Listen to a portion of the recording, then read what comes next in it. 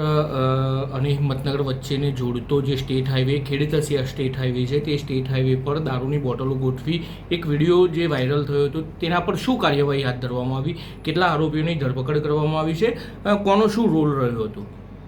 ગઈકાલે સાંજે જે આપે કહ્યું એમ એ જાહેર રસ્તાઓ પર હિંમતનગર શહેરમાં દારૂની બોટલો ગોઠવીને એક વિડીયો વાયરલ થયેલો હતો, જેમાં જે વ્યક્તિ દેખાય છે શ્રવણ ચેલાજી ભાટ છે.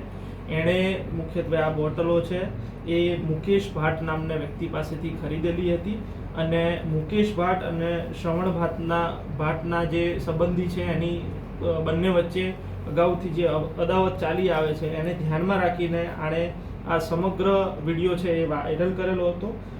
આ વિડીયોના અનુસંધાને એ ડિવિઝન પોલીસ સ્ટેશનમાં શ્રવણ ચેલાજી ભાટ, મુકેશ ભાટ અને જીતુ ભાટ વિરુદ્ધ પ્રોહિબિશનની વિવિધ કલમો હેઠળ ગુનો રજીસ્ટર કરવામાં આવેલ છે અને શ્રવણ ભાટ અને મુકેશ ભાટની ધરપકડ કરવામાં આવેલ છે. આ સિવાય જે શ્રવણ ભાટે જાહેર રસ્તા પર આ પ્રકારે અડચણરૂપ કાર્ય કરેલું હતું એટલે એના વિરુદ્ધ એક અલગથી બીજો ગુનો રજીસ્ટર કરવામાં આવેલ છે, જેમાં ભારતીય ન્યાય સંહિતાની કલમ 285, 270, 292 અને જીપી એક્ટની કલમ 102 મુજબ ગુનો રજીસ્ટર કરવામાં આવેલ છે.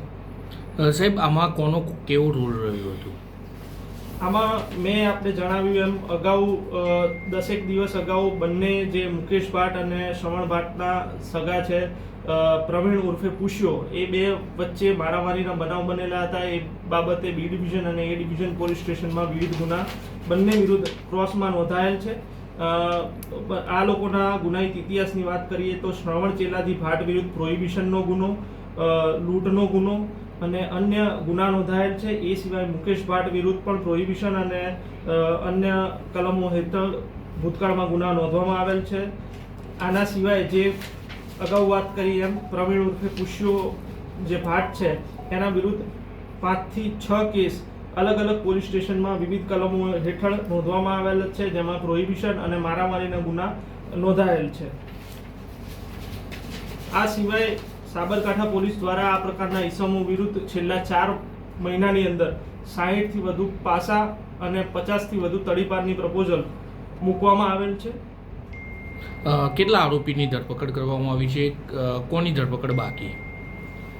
હાલ જે શ્રવણ ચેલાજી ભાટ જેને વિડીયો વાયરલ કરેલો હતો અને દારૂ ખરીદેલો હતો એના વિરુદ્ધ અને મુકેશ ભાટ જેણે દારૂ આપેલો હતો એના વિરુદ્ધ ગુનો નોંધવામાં આવેલ છે અને એમની બંનેની ધરપકડ કરવામાં આવેલ છે અને જીતુ ભાટ હજી ધરપકડ કરવાની બાકી છે.